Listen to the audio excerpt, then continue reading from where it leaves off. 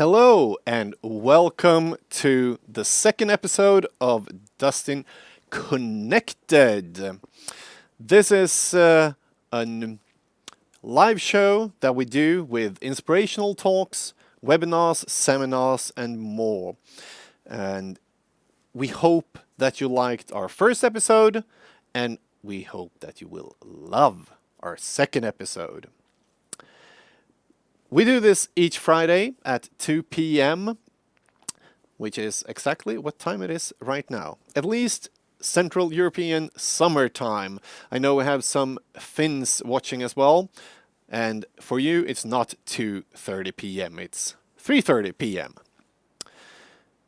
And as said, we do this every Friday, except next Friday, which is a bank holiday here. So you have to wait 2 weeks after today's episode until we're back again. But I can tell you already right now that that episode will be amazing with a lot of talks about security, which is one of the big things right now in times when everyone works from everywhere. And we also have a guest from Google here to talk about communication. But that is the 8th of May. Today, we are talking about social media trends as we see the usage of social media skyrocketing when people are at home, and overall trends, not just for now, with some tips and tricks to make the most of a small budget. We will also talk about a step-by-step guide in how to take your business, your workplace, to become more modern. Like the modern way of working. Work from wherever, however you want. Something that some IT departments may be a bit about because there can be security issues. But we have the perfect solution. At least I hope our guest will give you the perfect solution. But first out today, we're going to talk about digitalization in education. How schools are going more and more digital, which is, of course, also very important in days like this. And first out, we are going to have a guest from Älvdalsskolan in Sweden, and that is the teacher Annika Nyberg. Can you hear me, Annika? Yes, I can. Hello. Hello, and welcome to Connected. I'm glad that you could be here. Thank you. Happy to be here. So, I've heard a bit about your school, and that is that you've gone through quite a big change the last year. From what I think you described it, the digital stone age, to actually becoming a digital school. Yes, That, that's correct. can you tell me a bit about that change? Why you came up with like now it's time to do it, and what did you do? Well, yes. Start with backing it up a bit. When I started working here in Älvdalen in 2015, that's 5 years ago, we had like 13 old, sometimes not working laptops shared by approximately 150 students. Very old and sometimes not working infrastructure. And our school building was about to be torn down and replaced by a brand new one. So we thought, why not do everything the right way from the beginning? So we built a new school, we moved in, we installed the top of the line new infrastructure and technique. So, and we also thought, well, let's do this. So we made a big investment and equipped all the students from grade 1 to grade 9 with their own iPad. And we also gave the teachers MacBooks, so we chose the Apple line through everything. So we started doing things right in the new building. And that was like, it's now or never, so So let's do you this. really started from like beginning, like Yeah. even a new building to set everything Yes. up. Yes. That's quite a big change. It was, but we needed that. We really needed that. So it was a big step. But like the decision to go to a more digital environment is, of course, within in line with the days of our age, so to speak. But what did you guys see as the big challenges to make that big change? Well, for example, before making this change, we just used the computers as, typing machines, basically. Um, the, the teachers didn't have enough knowledge to really use the full potential of the machines. So that was a big challenge. Everybody had the digital devices, but not the knowledge. So we're still working on that, actually. It Yeah, was also a big challenge. it was just a year ago since you started the big change. Yes, yes. So So we are actually in the middle of everything right now as well. So we're still working on the knowledge building, training, listening to people talking about our systems and trying to find our way around. That's the biggest challenge. Getting the stuff isn't the big challenge. The big challenge is getting to know how to use everything and really use the full potential of the machines. yeah, so do you have any like findings there in how to use it and what it actually gave the classrooms in like what did it get for? Let's start with the teachers, like the way of teaching. How did that change in a positive way? Oh, a lot. For example, you can make a really nice mix of your senses while taking in the new knowledge. Like it's not just only about reading in a book. You can mix a book with a film. You can listen to a book. You can use VR or AR when it comes to exploring. Like for example, how is Earth built? What does the Earth look like inside? You can use the AR app, for example, and make it like more clear and make the children more, More committed. interactive, Yeah, so to yeah, more speak. interested and committed and interested. So you can vary your teaching in a whole lot other way. And for the students, then the children, have you heard anything from them on how they have been affected on of this? Of course. For example, first of all, the students with learning disabilities like dyslexia, Oh, they can more easily get their material audio, read. You have audio books and everything, so they can listen instead of just reading. And they can also, instead of writing, if they find it difficult, they can record their own voice. So as an aid, a digital aid, that's really good. Um, and has and that been shown in the results as well, maybe? yes, yes. The past year, since we started this journey, we have increased our um, the, the ninth graders who is going to apply for high school and upper secondary school, if you prefer. They have increased their grades by 22% in the past year. So Oh, it's that's a a big step lot. for us. Yes, that is a lot actually. Um, So there is statistics that show that these number of students they are qualified to apply. That's increased by 22% over the past year. So, what new tools have you been given on this? What tools do you use to make the education more digital, so to speak? Well, I've already talked about the hardware, so let's go into the software Yeah, exactly. bit. Yes, we London County has for several years been using Microsoft Office 365. So we chose to keep on that line. So we started looking at what do we have that we can use more. So we need a place where we can communicate with the students, among the teachers, and inside the organization. So we chose Microsoft Teams. So that's our communication hub, you can call it. And then we just went on and thought, what can we use for our students? And what can we match with Microsoft Teams? And we chose Haldor Education as our EMS, Education Management System.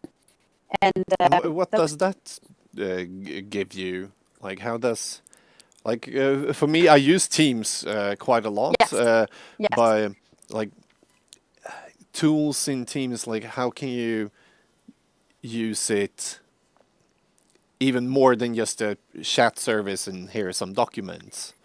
Yes, but we chose Haldor as the application in Teams for our planning, for the students, for the assignments, for the assessment, for attendance, and so on and so on. And that's built into Teams. So um, Haldor is for us the EMS that is built into Teams, where we plan everything and we assess the students and we grade them. And that way, in our EMS, we also invite the parents so they can take a look and see what are you doing, what are the plans, how did it go, do we have to talk about anything? They can contact us via Haldor and so on. So everything like that is integrated in one platform for you guys. Yes, yes, it is. It is. So we have everything in one place, and that's really, really, what should you say? It's easy. You find your way. You just go to one place, and there it is. Well, that's pretty nice. But just because we talk about this is easy, then I need to ask the opposite, of course. What has been the hardest part to get digital? Finding the time to feel comfortable using your devices and systems Just is really hard. I can manage like there's extra time. You have your education, like you need to do everything as usual, but now you also need to learn something new. Yes, yes. And you don't get more hours in one day. You have to do more things at the same time. So it's for some it's harder when you don't have like the interest or anything to just take a look at it on your own. But the more you work with it, the easier it gets. You just have to try. Yep. Don't be afraid to try.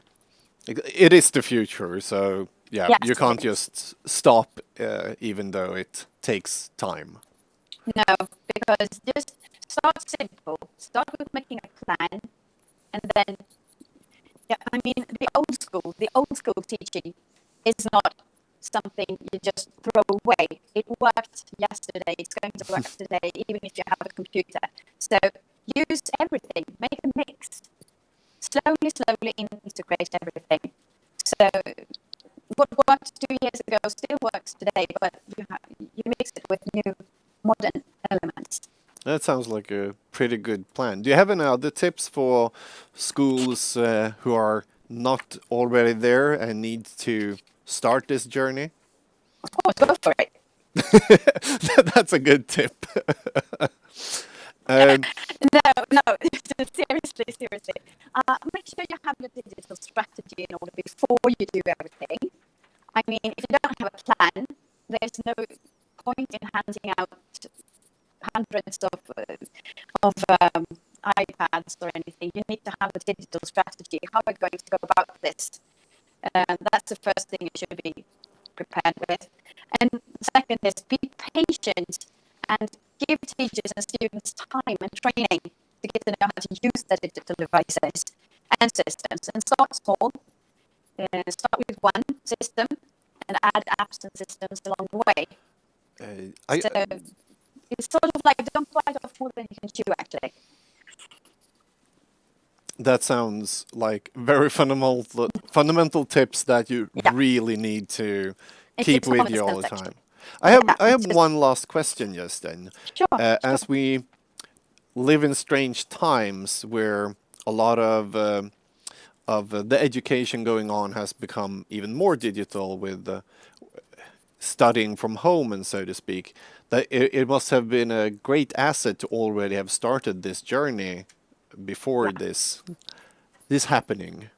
Yes, actually, if it's going to be a close down of our schools, we are very much prepared.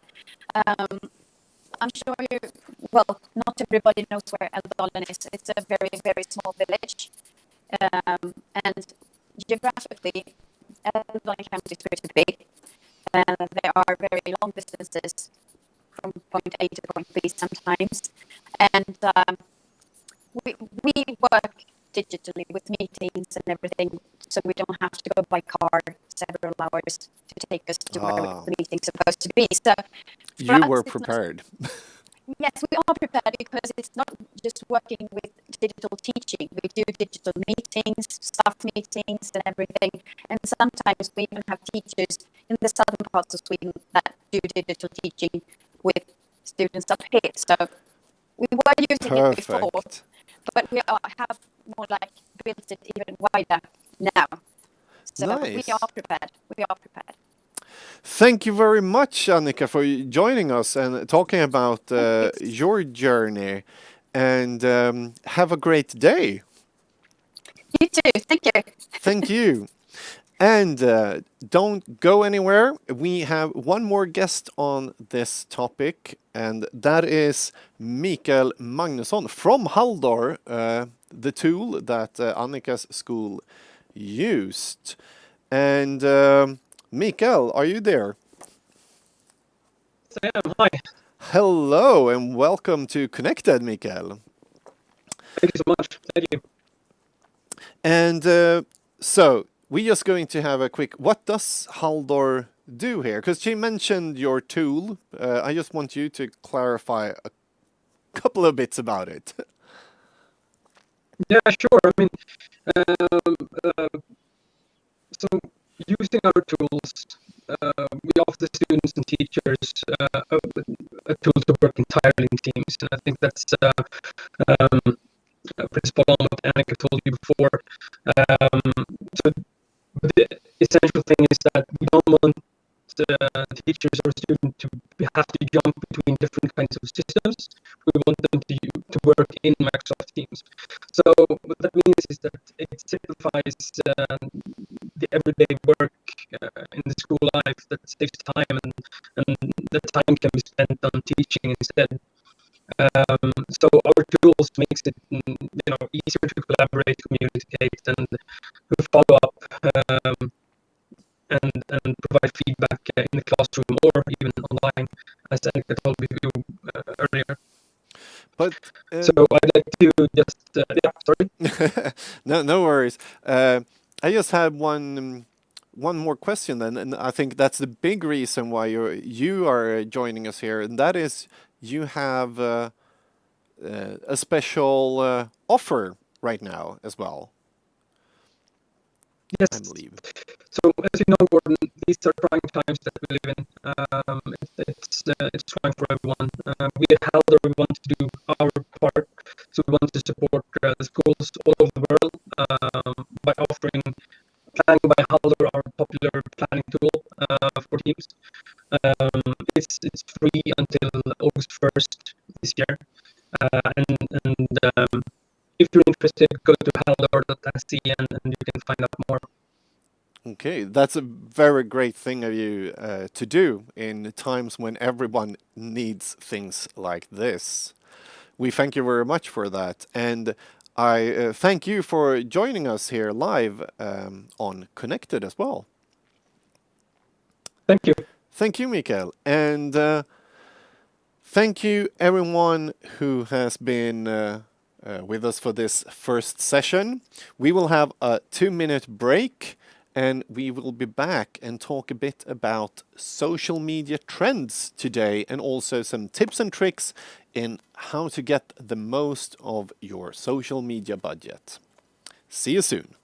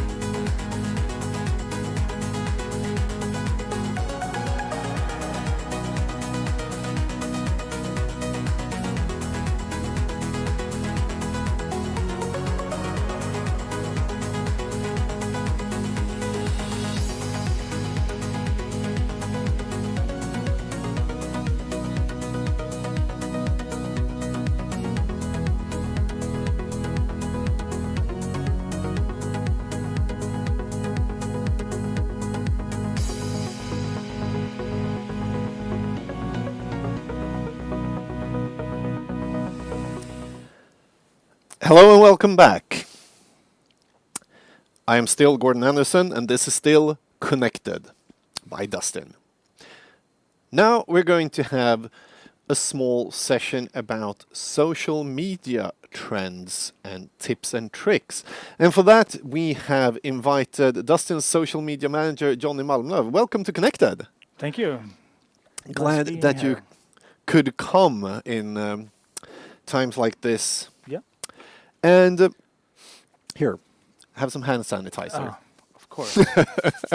It's important to have on These every days. table these Yes. days. But yes, I'm going to change this one. That was the wrong one. Yeah. Now I have the correct one, Johnny Malmlöv, it says here. Yes, social media right now is, of course, skyrocketing the usage because if you can't meet people, you use social media to still be social. Yeah. And let's start there. Can we see any like trends? What is happening that usually don't happen now when people are home and using it even more? Yeah. For a start, I can see in our Dustin's channels that we have more engagement, both organic but also paid social when we do campaigns. So that's a sort of a small. I can see it for myself, sort of. But I also, when you're looking at sort of what's happening in the media, sort of the media mix, then I see a tendency that companies are moving towards from sort of offline to online media, and social media is of course an important part of the digital media mix, and we can also see some, of course, the topics are changing. It's a different set of But topics. let me go back just a couple of seconds there. You said from like the analog world to the digital world. I would guess that's a change that has been happening like the last 10 years or so. But Yeah. can we see a spike in that now that people can see a higher value in going digital, or? Yeah, and I think it's also connected with the sort of the behavior. When people are working from home, maybe the behavior changes, both in how you consume products and also how you consume media. So I think it's a part of that, and you can see sort of signals and to sort of spot different signals that this is happening in social media. But we don't have this sort of the report yet from the big sort of report that this has happened on social media. I think it's like each company can see it for themselves right now, but later on we can sort of analyze the whole sort of shift towards social. And do you think we talked about it at Last Connected with Matthias Törnblom a bit about like how this has kick-started how people think about their IT infrastructure, because many people have talked about digitalization for so long and how to move things to the cloud, and then suddenly like, oh, we need it now. Can you, and that will also change the future, even if we go back to normal. The new normal is that people will ramp up, maybe like it will change how people think. Is it the same here when you see the media mix between analog and digital, you think? Yeah, I think so, because people are now it's social distancing, but it's not sort of it's only physical. You still need to be social. So the physical distancing makes it even more important to be digital social, so to speak. And then social media has a role when you're sort of connecting and talking to your family and friends, and that also involves, of course, companies, how you communicate with companies and receive inspiration, information, and yeah. So I think yes, I think we will see a change in social media, and Yeah. the importance for social media will Can we probably be sort of steady. The increase will be steady after after this as well? Yeah. strange crisis. But can we can we see trends in how it's used from businesses all around now? Has there been a change even there from the before and the now, what people do and what they communicate? Yeah, I think you can see sort of a shift because the topics have changed and a lot of companies has adapted to that. So basically, what the audience are interested in has changed, and I course. know that LinkedIn has released some stats about that globally, not for the Nordics but globally.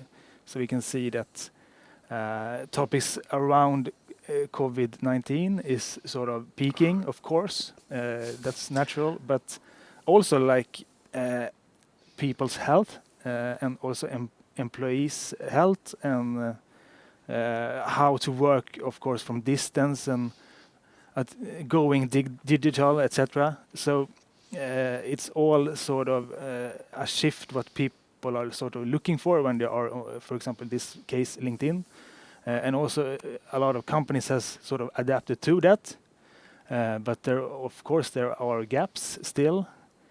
So you can sort of, as a company, you can still sort of find your gap where you can sort of fit in and But create has engagement. it? Yeah, but has it also changed? Like one thing I've seen is a lot of when we talk about the big companies and they have done things like more "we're here for you" commercials and posts, and a Yeah. lot less sales oriented and going more for the content marketing route. Is that Yeah. trends you see as well, or? Yeah, and you can see, of course, not everyone is doing the same, but one trend is that, of course, that you, as a company, do stuff like how can you help, how can we help our customers, or a lot of sort of goodwill initiatives, etc. So they and also it depends if you what kind of brand you are. I know some brands that are not sort of, if you're sort of into kitchen equipment, then you don't have Not the very connection much. maybe.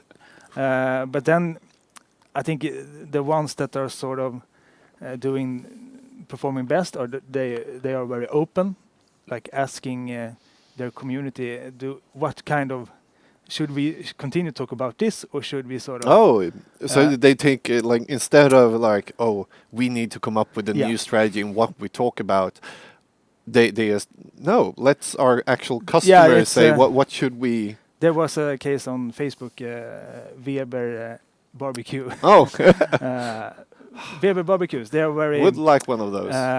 high Not sponsored. high profile within the barbecue community. So, but they asked their own sort of community, should we talk about barbecue recipes or should we sort of stay quiet and just in this crisis? And the sort of engagement they got was, and the answer they got was like, we want to have this.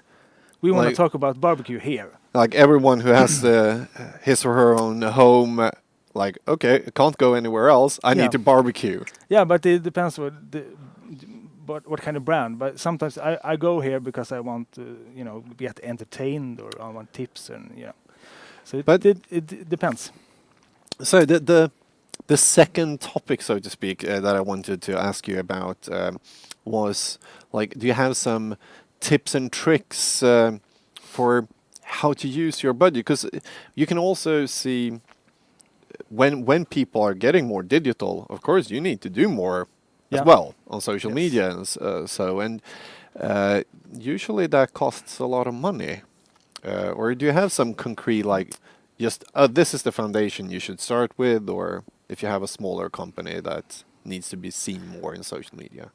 Yeah, there is, of course, the spectrum of social media is very broad. Oh yeah. So, but if So you for wanna do, TikTok, if for you wanna do example. something simple, sort of, for example, you can. I think all companies have something that they are like content-wise that they are sort of they can find internally to talk about how can we help our customers get through this sort of crisis stage that we are in now, or how can we help in some way? What are our role in this? And then sort of an easy sort of update organically, and then you can sort of start with an internal engagement. So you get your employees to sort of get them to comment or even post themselves if you're doing initiative. And I know the algorithm, for example, on LinkedIn, a little bit strange there because simply sharing isn't enough. You have to comment and be active to get sort of organic traffic. So I think start with your sort of internally to build up an organic sort of reach. And I know a lot of companies certainly has that sort of kind of content internally. Maybe they don't need to go to an agency and create content But or stuff. if they have this content, like, because what I hear many people is video, video, video, Yeah. and that is something I know for a fact can be very expensive. Yeah. Is it a must to be able to reach out, or can you do without, or is it better to do like cheap video with Yeah. just your phone, or if you have a camera, than to do a nice stills image, or so to speak? I know that this is a hard It depends on thing. the channel, I would say. Okay, So, for yeah. example, on Facebook, if you're using Facebook and Instagram, maybe a video is more sort of direct, giving a direct result on reach, and maybe on LinkedIn, it's not a video is not a must. You can a good content piece is It's sort still a of good content is still piece. good content, and the algorithm is a little bit different on LinkedIn compared with Facebook, for example. And I know Facebook is if you have something like a couple of slides or you have images, if you just animate a little small part of it, then Facebook is gonna sort of increase the reach on that one because they That's how their algorithm works. yes. But I have one last question about this tips and tricks part, and that is planned content or ad hoc content. Like the things I react to on social media and is when companies really like something's happening in the world and they are like that Yeah. with something that is still relevant for them but uses that as a foundation, and it seems like someone is actually sitting there using social media as a human being almost. Yeah. But that is also harder because you need to then be able to do it directly, and planned content can be of a higher level, so to speak. Yeah. How do you like balance these two? And is it one of them more important, the quick engaging things, or the planned, like more, like if you talk YouTube, I know most YouTubers say, yeah, well, you should update the same time every week. You should have it regularly. Yeah. And is that true for all social medias, or? Of course, it depends, but you need some kind of framework, I think, so you know you can sort of have upcoming content, or you know you're gonna post a certain time, or you can have a sort of a weekly goal, how many posts you're gonna do. But then, of course, what this the whole Corona pandemic has shown is that no plan is sort of so good, so it's going to predict the future. So you have to adapt when things like this happens, as we have done and I know a lot of companies has done very, very fast. We sort of adapted to this new, this new strange environment. So I think it's a combination, but you still need to know sort of the foundation that this is what we want to talk about and this is what we are in social media. And then if things happening all the way, you can. I think it's an upside if you can adapt fast and get things out fast. Okay. Within the framework, I would say. So, tip is build a framework with content and have a plan to also be quick when needed. Yeah. Yeah. Thank you very much for joining us, Johnny. And Thank you. everyone, thank you very much for still sticking here with us. I know that we had some sound issues in the first part of this Connected, and we will try to fix them. For the next guest is also a remote guest. We are going to talk to Fredrik Berg about how to step by step go forward and changing your work environment for, how to say it, the modern way of working, so to speak. So we will be back a bit later in about 5 minutes with Fredrik Berg and the modern way of working.